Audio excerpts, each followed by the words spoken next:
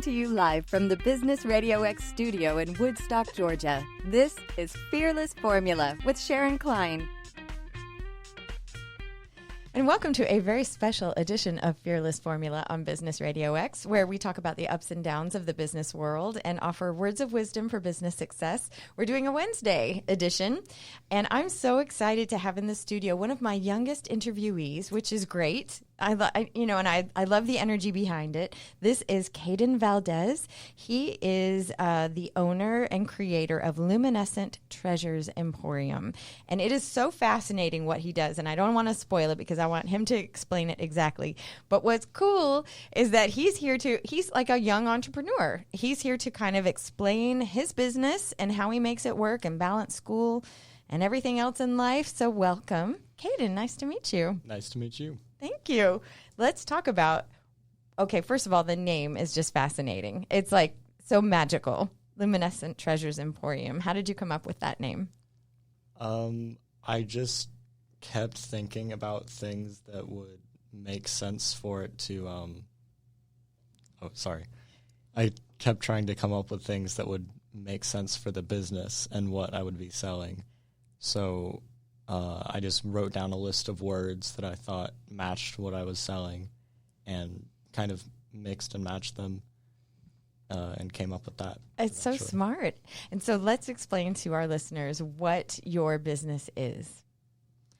It's a book crystallization.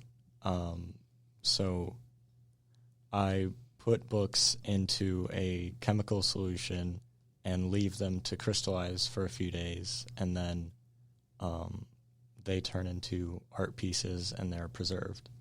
They're preserved forever, right? Mm-hmm. So, how did you come up with the method, the idea of being able to do this? What was the inspiration for that?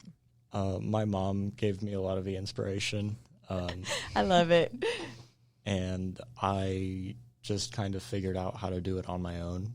I researched how other things are crystallized and just did a couple trial runs on some of my old books. And when I figured it out, I started doing more and selling them more. So you see clearly there's a market for it.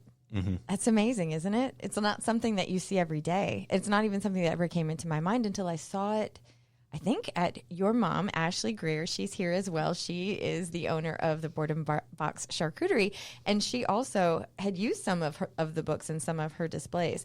And so I had never even seen anything so beautiful before, because it's not just the fact that it's like an art piece. Like, you see art pieces everywhere. But if there's a special book that you have that you really love, or a special way that you would want to be able to use it, not just a book folded open, you can change the shape of it, but you keep it forever. If it's a special book to you, it's like now it's something you could pass to your kids, mm-hmm. which is so fascinating to me because I never even thought about it. So what was the first book that you did that you crystallized?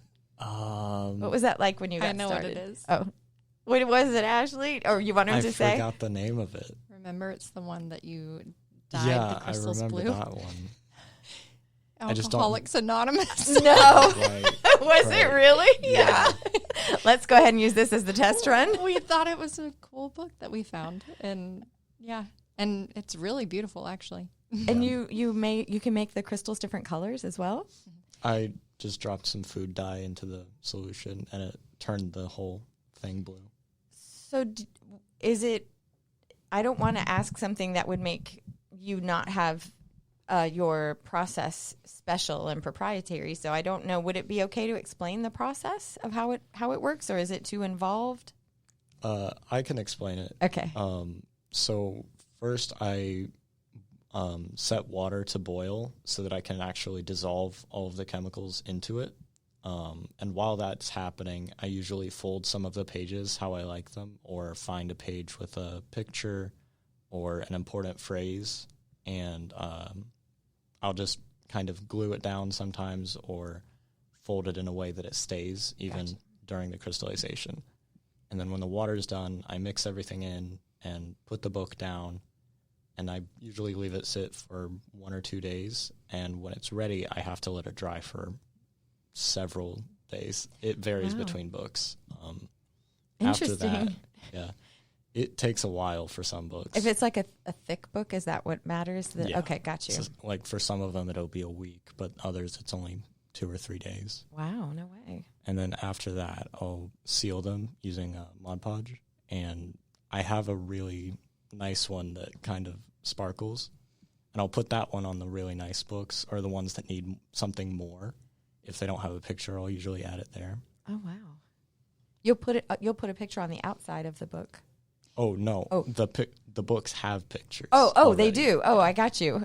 His favorite ones to do are actually A Reader's Digest. old Reader's Digest books that have like antique looking pictures in them. Those are his favorite. And the covers are also really nice. The covers are beautiful. What's interesting is it has to be a hardcover book, right? Mm-hmm. So what would happen if you were to do a softcover book? Would it just be too flimsy? Most softcover books are too flimsy to stick together during crystallization. Even some of the hardcover books will fall off. But recently, he just got a custom order because he does custom orders as well. And he just did a custom order for someone and their leather Bible. And they had it open to their favorite verse. And that one came out really nice. That one's still in the drying process right now. Even though it's leather, which is absorbs Yeah, liquid, sometimes right? the crystals don't stick to the cover depending on what material the cover is. But the pages got crystals on them. And you can still see he's done another custom book that was like a memorial piece for someone. It was their grandfather. I'm sorry, it was their father that had passed away, and so they had it crystallized open to his favorite hymnal in a hymnal book. So they make great gifts, not just for book lovers, but for memorial pieces as well. I'm thinking like heirlooms, things that you could pass down for sure, because I love the idea of something having a personal tie. It's not just a vase. It's not just, I don't know, a pedestal that you put things on. It's got a personal tie to you or your family, and everything degrades at some point. So it's so nice to see that if you have a Bible that's been written in and something special, that you would want to keep that handwriting and not watch it fade over time or not have this be lost. You get to preserve it in a special way. Yeah. Speaking of vases, do you want to tell her about, because she just said it's not just a vase. Caden can turn some of his books into vases. How do you do that? If I fold them in a specific way, I can put vials down in them once they're done, and you can fill those vials with flowers and water. So that could be on your table or any event that you want. That was actually what he did for me. I had him make, it was for a bridal shower. We found out the girl's favorite book, and because she was a very big book lover, and we found out her favorite book, and I had Caden make them into vases for me, and then we put fresh florals on the table, and that was part of our grazing tables, and it was like the hit. Was it? Mm-hmm. It's the Court of Thorns and Roses, correct? It's my daughter's favorite book series. Yep, that one's a good one. And then at the end of it, they bought all of the books that were used on the grazing table, so that was really exciting for him. You must be so proud. Well, how interesting is it that there's obviously, like I said, a need, and it's not something that you see every day. They're eye-catching. They're beautiful, the way they sparkle. And so you automatically stop and kind of are interested in what this is. So do you mind talking about also what are the chemicals that mix together to make these crystals happen? I can't be sharing my secret. Oh, I wasn't sure. I was worried about asking that. I was. Just anyone Oh, gosh. it. You'd have to kill me kind of thing. So what has been the most fun for you? Trying out different ways to crystallize them. Mostly just different ways to fold the pages or crystallize the books. I can take them out earlier and have smaller crystals, or I can let it sit in for longer and have bigger ones. Being able to, I recently got a hot glue gun, and I've been messing around with that one, and I've been able to make some pretty cool folds that I couldn't make before. So that's definitely been my favorite part. It sounds like you started off kind of in the basic way, but now your creativity has come into play. Mm-hmm. Do you find that you think about it when you're not even working on books, where you all of a sudden you'd be like, wow, I wonder if I could do this? Yeah.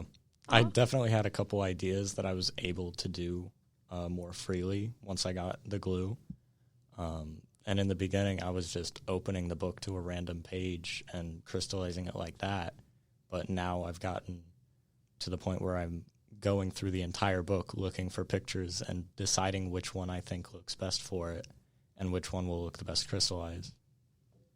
So were you surprised at how much time it takes to do this? Definitely. Yeah, because this is weeks of investment of one book, and I wonder if people really understand what it takes to make something so beautiful. Like the effort it's extensive.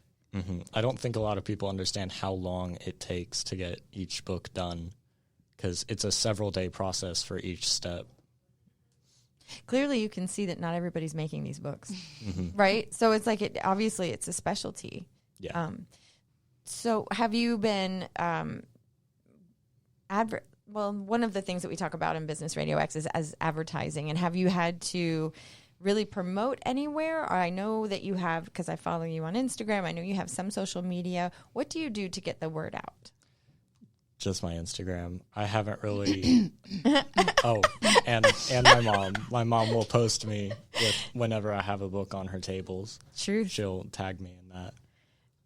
But recently, I haven't been doing as much. I was away for a month over the summer, so I haven't had the chance to get back and do all of it. Mm-hmm. So I haven't had much content to put out recently. Have you been missing it then? Mm-hmm. What is the most satisfying part of it? Like, what do you think just brings you the most joy? Seeing the finished books. Like the weeks. Or maybe the weeks of work. Getting to pull the books out of the solution and seeing what they became over just a few days. Can I interject? Yes. I think I see the most joy on his face is when people either purchase a book or get excited about what he does, and it's like, this is so cool.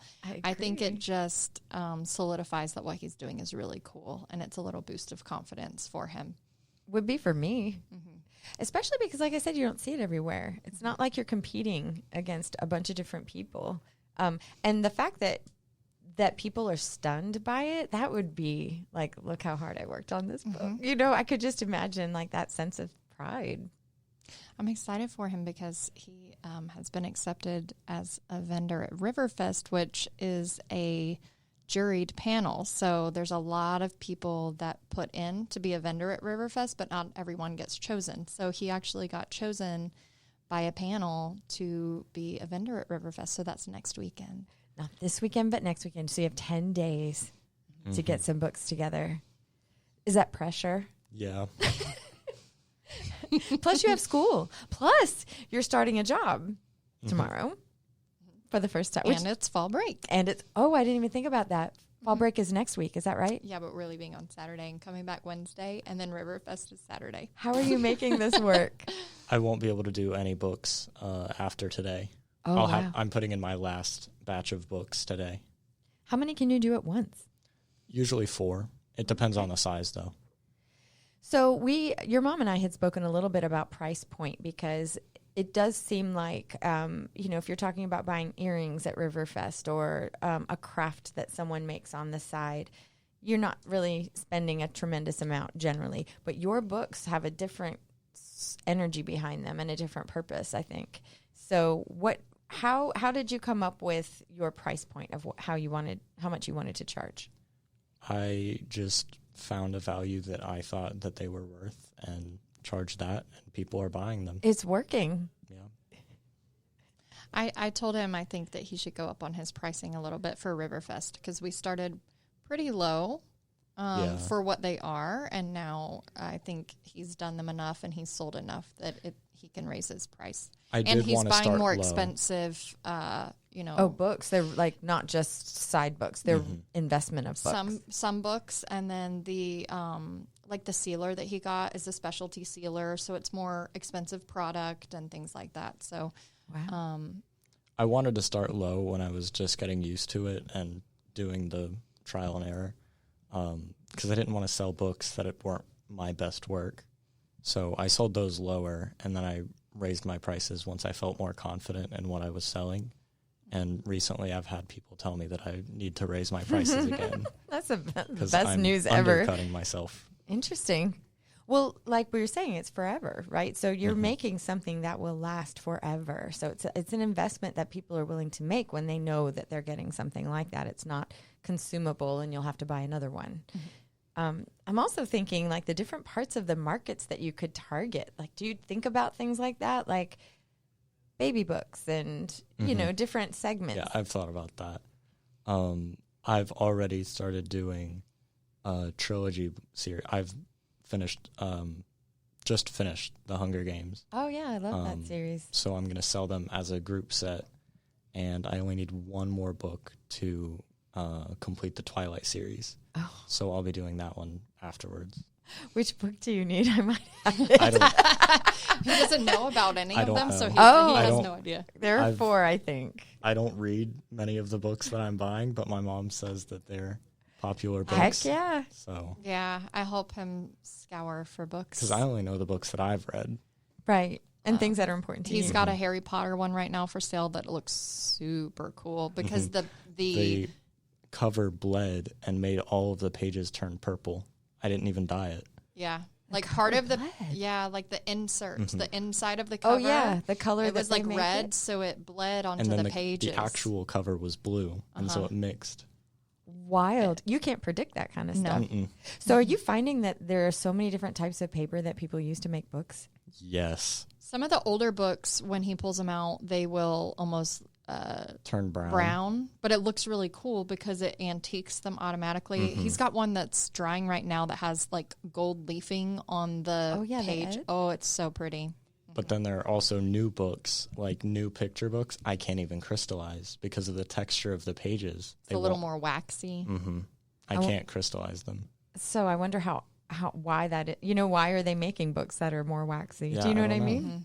The kids' books tend to be a little more waxy. it is. Usually the sense. kids' books are like informational books, like encyclopedias. I can't really do those, but I was surprised even to see that the Bible crystallized because it has a different texture. than Paper-wise, it's like a normal thinner books. paper, isn't Yeah, it? it's much thinner than normal Were you paper. nervous? Yeah, But because it was given to us as a test to see if I could do another one. yeah. So I So- wasn't too worried about it. I was like, whew. For So some reason, she that ordered pressure. she wanted her grandmother's Bible done, but then they went back and forth, and he was like, "I've never done a leather one." So she sent him in the mail a different Bible that she had as a tester before she gave him her Ooh, grandmother's 'cause one. I had like anxiety for a Yeah. second. You know, there is like a pressure that way. So you are taking special orders, obviously, but does that become more often now that people can reach you and say, I would like you to do my special? It's an option, but I haven't had many people take that option. I think as it gets closer to Christmas, that'll Yeah. probably Here it be. comes. I've more had often. people show interest in it, but I just don't think it's the right time for them to buy it. I think Riverfest is going to really Riverfest surprise will- you because he can take custom orders at Riverfest, and then he also has some to yeah, I sell. was gonna And that'll ask gain you. some following for me. What are your goals for next weekend? Would you love to sell all of your books? What would be like, give yourself like a high five at the end of the day? I would like to sell all of the books that I have there and gain some followers on Instagram, or at least spread my business. You know what I love is that you don't really have to advertise too hard. What your product is does the advertise. Like if they walk by your mom's, any of the things that she's been using with Board and Box charcuterie, it's such a perfect blend too. It's like the energy behind that kind of a book and the way that you make your boards look so beautiful. It probably all is just so visually gorgeous. Yeah, she's done a great job implementing my books into her boards. It's interesting because it's not like you decided I'm going to make this as a business. It was kind of an experiment, right?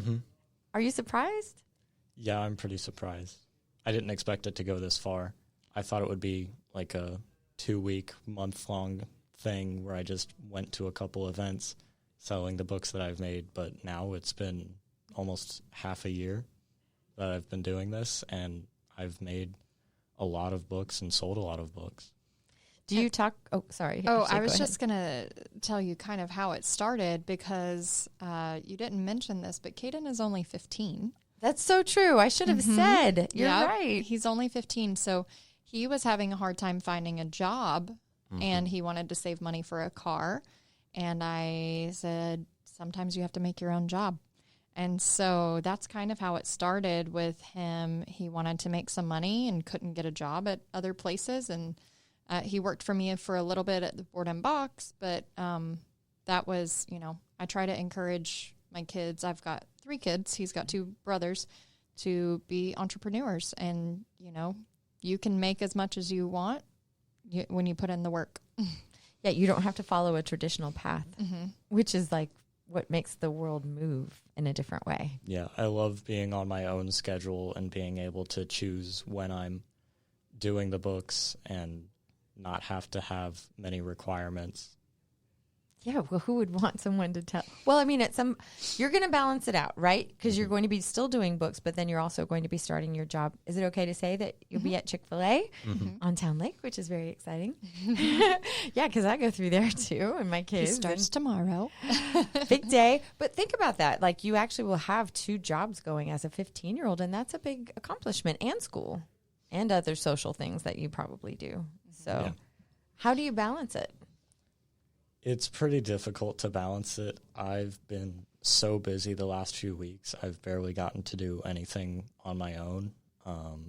I also have driving lessons that I have to go to and guitar to be able to get my license. And I also have guitar lessons that I'm going to. He's like a teenager. I know, right? Do you make time for social time, or you know what I'm saying? Yeah. Like friends and... That's usually on the weekends when I don't have anything going on. I'll try to meet with my friends. Like this last weekend, I went to my friend's birthday party. Great. It was really fun. Listen, I have found that when I'm out of balance, everything suffers. But when I do balance myself out, everything is so much happier. Like sometimes it feels like I could do a million things I have to do, because I always have something I have to do. But when I take time to do something I just want to do, it just makes the have to do so much better when I turn around.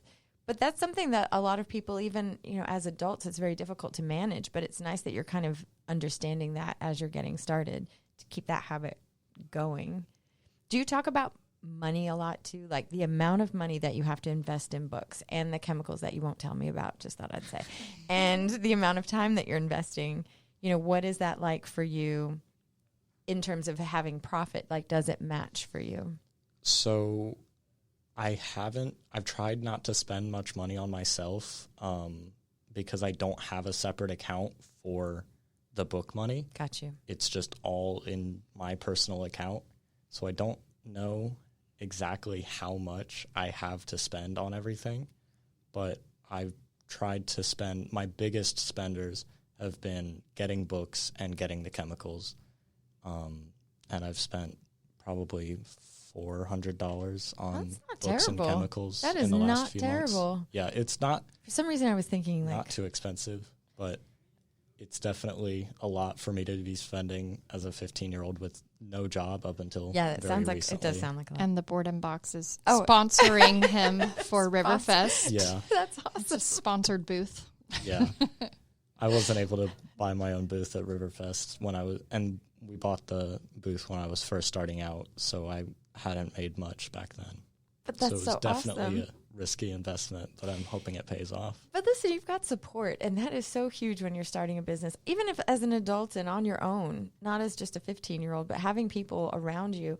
We talk about that on the show all the time, about surrounding yourself with people who are supportive, not just monetarily, but like emotionally, and giving you encouragement is a really big deal. It's easy to get discouraged in a business world when you're your own boss. So I imagine it must be so nice to know that you've got some backup there. Yeah, I'm so grateful for all the support I've gotten. Aw, that's so exciting. If you were my son, I'd be like, yes. I don't know. It's good to hear. He's also hoping that with some of the money at Riverfest, when we walked in, we were telling you he's going on a big trip coming up, and he's trying to save for a car. And so he's going to be going to Japan with his school. So this is he's hoping to put some money back for Japan from Riverfest sales. You've got some good goals. Yeah. So do you ship your books anywhere yet, or are they all local? I haven't had to face that problem yet. Face that problem. It's a good problem, right? It's really nerve-wracking because they're very fragile. So they will break. We've been saving some bubble wrap from our personally delivered packages. Oh, yeah, I could see why. Because it sounds like that might be coming into your life, I would imagine. I have a stack of boxes in my room for even if someone wants to take them home, I can't just give them a plastic bag. It's going to tear through the bag. I have to put them in boxes when I sell them. It's nice because you've got the boxes and you haven't sold them yet. It's like if you build it, they will come kind of thinking, you know what I mean? Yeah. Like you got to get it all ready for when it happens, like that positive. Well, what do you think people don't know about what it's like to be a 15-year-old entrepreneur? It's definitely a lot more time consuming than I thought it would be. And it's not as difficult as I thought. It takes a while to get it moving and get more people to recognize what you're doing and show interest, but it was not something that I really struggled with.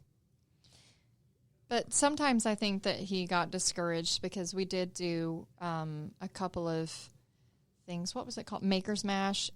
He didn't do well at Maker's Mash because... What is Maker's Mash? I'm not... So Maker's Mash is the one that they do on not River. That's all right. Reformation. Oh, okay. They kind of pop up on random Sundays, like once a month. Got you. But I was trying to explain to him, the sales didn't come from Makers very much. He had a few, but it's getting your name, it's getting the brand out there, it's getting awareness. But also, people aren't coming to like drop money. It wasn't on the those audience days. that What I were was they looking want? for. What do they do? They're just browsing. I mean, it's people walking their dogs. It's people coming out to Reformation. To have a but beer. where Riverfest, you pay to get into Riverfest, and people come to spend money on Christmas gifts and to spend money on artists and things like that. So I think it's going to really surprise him, the difference in the two. Is this the second one then that you will have done where you have a booth? This is I did 4 Maker's Mash weekends, and then I did Garden in the Park in Canton. Yeah. How was that? It was not great. No way. For him. I stayed there for about 8 hours, and the only book I sold was Kentucky Derby that I didn't crystallize. It wasn't a great experience for him, but I kept trying to encourage him. I'm like, this is part of it. Like when you're starting, it's more brand awareness. And his price point is higher. Yeah. And so when you're at those things, like people are not necessarily, they're just coming to browse. They're not coming to specifically buy right that minute. But Got you. Riverfest is a different beast. And I think it's very similar. Have you ever been to Riverfest? Yes, I have. It's Okay. huge. And yes. People are coming intentionally to find crafts and arts and things like that to spend money. It's not just taking a walk with your dog in Woodstock. So I think that he's going to be happy with the difference there. It'll be interesting. And it's like an experiment, isn't it? To see where your time is best spent. It's like requires a strategy, I suppose, when you think about it. It does. Yeah, because his price point, I think most of his books at Riverfest are going to be $100 a book, which I think is really fair because we have seen some competitors and their pricing is like $300 a book. No way. Yeah. So you've seen other people that do a similar thing. Yeah, I follow another account on Instagram, and their prices are pretty Really high high. for what they're Do you feel doing. like they are justified? I'm like, how Yeah. different can you make them? Some of them are justified, but others are just the same thing I'm doing. Exactly. I'm thinking there's only so many ways that you can crystallize a book. I mean, they do. And Caden's starting to add different things to it. Like he's got some that we've added moss to it or, there's flowers added to it or things like that. So it's more than just crystallizing now. And I think he'll probably start toying. Oh, you crystallize a record. Oh, yeah, I've crystallized like an 3 album? records. Yeah. Like a record. Record? Looks really cool. Yep. People would love that.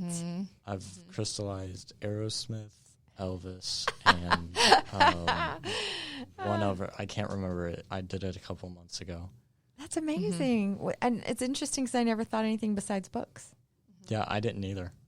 Is there a limit to what you can crystallize? Yes. Waxy things. Waxy Yes. things, plastic will not crystallize well. But vinyl will crystallize? Like a record? Yeah. That's amazing. Mm-hmm. Maybe the grooves on it give it something I to think hold That's on what I to. was thinking. But I've tried crystallizing something plastic, and it did crystallize, but it always fell off. Every time something bumped into it, everything would fall off. Got you. No, we don't want this. Yeah. Do you have a plan to do more items beyond books and records? Not really. Not yet, anyway. Not yet. I just don't think anything else would be fitting for what I've been doing. I think you go where the money is. Yeah, heck yeah. Yeah, for I'm- sure. It's a business, right? Yeah, I've been doing well with just the books, and I can add things to the books, but I don't think I should really take up more space than necessary. If I'm trying something new, I'll try it once, but if it's taking up more than the space of a book, I'm not going to replace a book for it. So what is the best way that people can get in touch with you? You have business cards, by the way? Mm-hmm. Okay, so when you're at Riverfest and people say, I want to, can you We do this probably special need book? to order we need more. to order more. Oh, yay, my job is Thank done you, today. Sharon. So happy to help. But thinking about that, that's because I can imagine if I were an average consumer walking around and I see that you have this business and I had a special book, well, I would want to contact you later and say, here's my special book, like you're doing this Bible and help and really making it so personalized, Yeah. for people, which that emotional tie, people will spend money for that. That's for sure. So yeah, you have business cards and you have your Instagram, and do your friends at school know that this is what you do? Yeah. I've sent them pictures of the process before, and they thought it was really cool, and they kept giving me ideas for ones that they would want and what they think would look cool. Do you like what the suggestions are? I mean, that's really cool. It's I've like been it takes a considering village. them, except the books that they're recommending are really expensive, and I can't find them secondhand usually. What books are they? Brand new books, like Stephen King books or something? No, they're talking like old comic books and stuff like that. Oh, And interesting. That so would be hard to do. even if I'm buying secondhand, I can't really get them for the price that I'm wanting to sell them for. He has a really cool one right now too. It's the Count of Monte Cristo, and it has like this succulent beaded plant that's coming out of it, and that whole thing crystallized too. It's really cool. In thinking about like Stephen King, and for some reason that just brings up spooky things, and then I'm thinking it's Halloween time. I know I want him to do a skull. You could go theme. Do you know what I mean? You really I've could. been considering it, like Okay. doing some pumpkin, like You toy could do pumpkin things. skulls. Skulls would be amazing. Can you imagine the crystallized skull? I would just have to get the Oh, right it looks material so for cool. I know we have plans for you. I could use those on my grazing table. She could use them in her grazing tables. it. Not for free. Yeah. You're a businessman. I do always have to pay him, which I'm happy to do, but I like when I want him to make a book for me, I pay him for it, just like I would pay any other vendor. But That's super smart. I have an Alice in Wonderland themed class coming up, and I found an Alice in Wonderland I found an Alice in Wonderland book today, and I was like, I'm gonna need you to do this for me. Thank you. And I will pay you this amount to do it. Yep. So you have built in right now. It's such a great setup, right? Because you've got built in like perfect displays to show what you can do. It's hard, sometimes hard to visualize unless you have the environment where they go in. Yeah, she's helped me a lot with the display. I'm not great displaying anything, really. Not yet, we say. Well, Yeah. what time do you have to really go through and research everything and try to make it the most perfect? Yeah, as she's a made it 15-year-old. more like a magical looking thing on display, and like kind of like a cave exploring or a magical forest. Magical It's forest really is the cool. vibe that we go for with. Yeah. Oh, and he has a fish aquarium that he bought a long time ago that ended up not getting any fish in it because he was trying to get an axolotl. But he saved up his money for an aquarium, a big one. And so now we're actually going to take that to Riverfest and use that as a display case and put a series in there. Oh my and gosh. put some moss in there and make it like a whole magical book forest. Oh my goodness. That's a great idea. Mom's got lots of She does. creative decorating ideas. But how fun is it? Because really, when you're creating something, it's like in my life, whenever I'm doing something creative, like voiceover work or pretending to be an actor, any of those things, doing a book where I get to create a character in my head, there's an energy that's behind it that's so much more fun than just having to do, well, I have to do this and I have to do that. When you're creating, it's like, this didn't exist before, and now it does. And it's like fun. Mm-hmm. I don't know, how important is that? When I think about it now, if I had to choose, I'd always want to do fun things. But how important is fun in what you're doing? Does it have to be? There's only one part of the process that I don't enjoy, and it's sitting around once I've folded all the pages that I want, waiting for the water to boil. Oh. It takes a while. That's really the only part I don't enjoy. That's the unfun, is waiting for water to boil. I get that. But he also, he uses gloves and he puts his hands down in the hot water. And so that part it's hurts a whole, sometimes. It's a whole process. Wow. Yeah, the water's near boiling when I'm putting the books in. But if I wait too long, then the chemical will not take to the book as well. So the gloves insulate a little, but still hurt sometimes. Let's talk about the science aspect of what you're doing. Isn't this cool? Think about it. It's really interesting. I think I know how it works, but I'm not too sure about it. You just I just know, know that it works. Have you talked to anybody at your school that's in science that could kind of explain it? Because how cool is this? You really are, putting together, you're making an alchemy of things that didn't exist before to make change, right? Isn't science I don't know, what changes? Mm-hmm. Okay, I sound Maybe super my intelligent chemistry right teacher. now.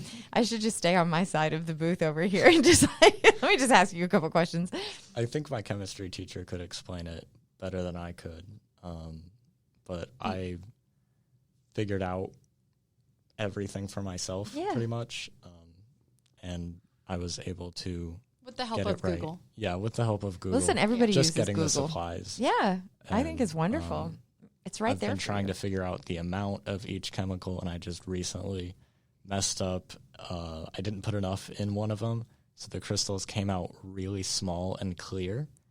But I think it'll look cool once it's dried, so I'm hopeful because I'm planning to sell it. I can't afford to lose a book right before Oh my gosh, you Riverfest. sound like a real business owner. He's grown, his mindset has grown a lot, because the first time a book came out that it wasn't how it was planned out in his head, he really struggled with it. It's that's not how I wanted it. And I said, but Caden, people think all different things are beautiful. So you may not like the crystals on this one, but somebody else might think that's really beautiful. So actually, one of the ones that he really didn't like is my favorite way of it, because he flips the book during the middle. So halfway through, he'll flip the book. So then either the bottom half or the top, it's usually the bottom half. The bottom half grows really fat crystals, and then the top half grows really delicate, dainty crystals. And so it's two different types of crystals on it. And the first time he flipped it, he was like, oh, they didn't crystallize the same. And I was like, oh, I love that. Can you do that again? That's really cool. So people's perception of what is beautiful, everybody has different. And so while he may not be happy with these crystals, somebody else might look at it and be like, those crystals are amazing. It's like I love ombre them. or something. Mm-hmm. Yeah. The placement of the books is surprisingly important. Putting it in halfway will do what she said and have bigger crystals on one side and smaller on the other. But laying them face down and open will have more of the pages kind of sticking out in a circle shape. And then if you lay them open, facing up, it'll crystallize them facing up, and the pages will kind of stick up and look like mountain peaks. And Who would have ever thought? Yeah, it's really, I've been trying to vary the way that I put them in, but it's difficult to get them to stay like that since they'll float over the water.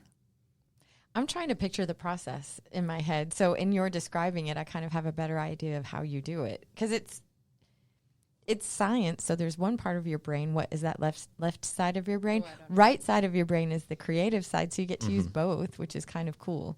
So like visually, I'm trying to imagine you in like your kitchen or wherever you're doing it. And I can imagine that you're putting the books in a specific way, but I wouldn't know exactly what it looks like or what you're expecting, you know? So I'm glad that you described it, because now I can kind of get an idea. Where can people see is it on Instagram if someone was interested in I going have to the see? process on my Instagram. Oh, I should probably look at that. I try to take behind the scenes footage for him. Yeah, I because can't really take the video on my own. Yeah. Both my hands are taken up. Yeah. And then sometimes, depending on the book, especially, he has to problem solve and figure out how to get the book to not float. So sometimes he'll have to weigh it down with things or other solutions. Also keeping them separate. I keep 2 books in each tub, and sometimes they'll float together, and I don't want them to crystallize together. Right. So I have a metal barrier that doesn't crystallize, and I put it between them, and it keeps them separate without crystallizing to them.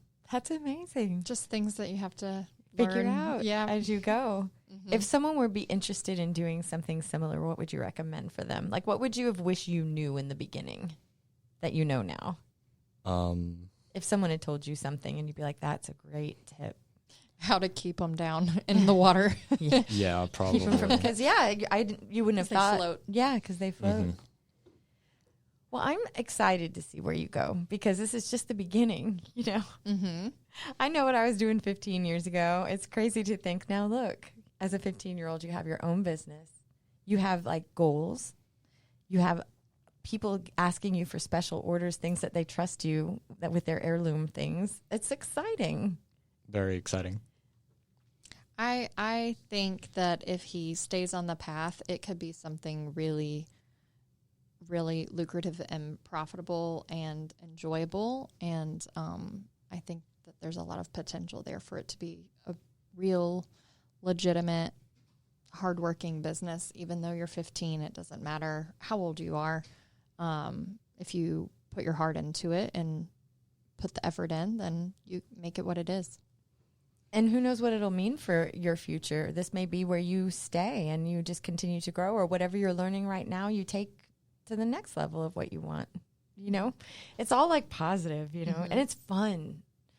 And you know what else? You're really affecting people's lives, which is so cool, because you're giving people, like the woman that had the wedding with the books that she specifically loved, she'll always associate you with that for the rest of her life. You're part of now her story. She's one of the ones that said, I've seen these online and you need to go up on your pricing.